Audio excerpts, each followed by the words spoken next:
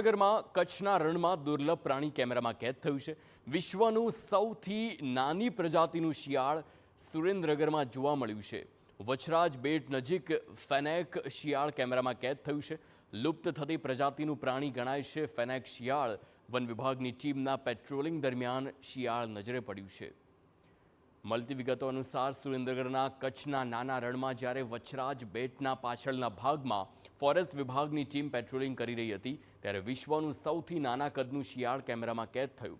ફેનેક શિયાળનું કદ ખૂબ જ નાનું હોય છે। તેની લંબાઈ આશરે 1 ફૂટ જેટલી અને વજન માત્ર 1 કિલો જેટલું હોય છે। ફેનેક શિયાળ મોટાભાગે સહારાના રણમાં જોવા મળતું હોય છે ત્યારે કચ્છના નાના રણમાં તેનું દેખાવું એક મોટું કુતૂહલ છે।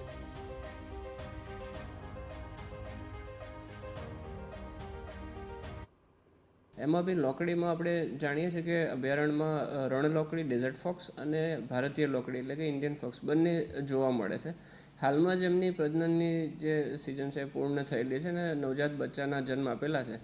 તો જ્યારે બી ફેરણામાં નીકળીએ ત્યારે લોકડીના બચ્ચાઓ સારી એવી સંખ્યામાં આ વર્ષે આપણને જોવા મળે છે। એટલે કે નોંધપાત્ર રીતે આ વખતે લોકડીની સંખ્યામાં વધારો થયો હોય એવું અમારા અનુમાન અથવા અમારા જે ફેરણા છે એના અવલોકન પરથી અમે કહી શકીએ છીએ।